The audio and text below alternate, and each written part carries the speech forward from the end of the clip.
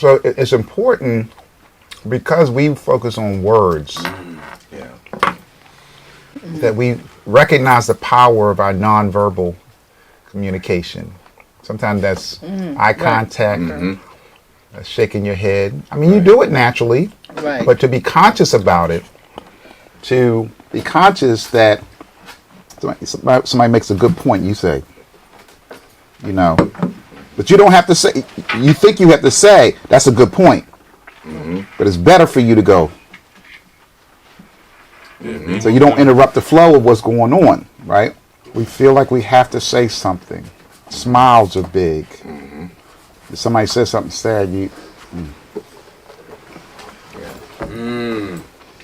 So I'm trying to elevate your consciousness about the power of nonverbal communication. Yeah. You know? Yeah. I mean, you know, you just, wow.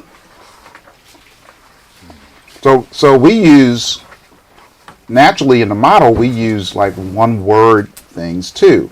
So you got the nonverbal, which we don't cue into as much. And then we have the one word things, or a couple words, short word things. You know, wow. I hear you. Sometimes, you know, the grunts Right. communicates a lot. Yeah. Because that's in your soul, like. Or yes. Nice. That was Ross's most popular Right. one. He say nice. Yeah. So in that one word, he's communicating a volume of things of what he agrees with you and sees you. Or he'd say, brilliant. Yes. So it's important. And the reason why I'm trying to get you to cue into this nonverbal thing is because our tendency is to try to talk too much, to say too much too quickly, because we believe that our words are necessary for us to communicate. So when we did the role play, last time, I saw the anxiousness of everybody wanting to say something right away. They felt like they had to say something. And the patience in the model is more about observation. Because when you're talking, you can't really pay attention to the dynamics as clearly. And so it's harder for you to realize what you can join with. And it's natural. Like what people say, well, what should I say? What should I do? It'll come to you. At least if you digest what's there, you know when you see something that you want to join with, and you know something you want to show understanding for, but you may have to be patient and wait,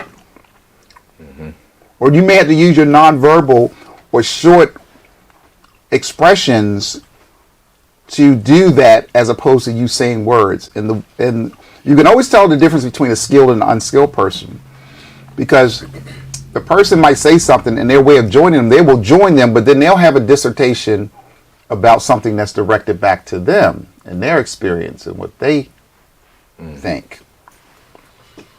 It's not that it's wrong. Right. It's just it's not as skillful.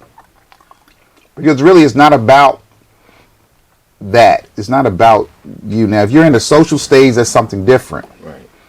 But when you're trying to resolve other people's situations, it's not about you. It's about you recognizing and seeing their process and recognizing that you don't have the answer. Right. God has the answer. And you're hoping that God will help that answer come forth out of that person so you can help them see that God's trying to give them the answer. So you don't have to be nervous because you know already you don't have to have the answer. You get nervous when you think you have to figure it out and you have to fix them. But you don't have to figure it out And you don't have to fix them. Right. God has the answer. And God wants to manifest that answer through them. He wants them to see what he's trying to do for them. And you're the agent to support them with seeing what God is trying to do. And the more skillful you are, the better they're coming to a self-realization of what God is trying to give them.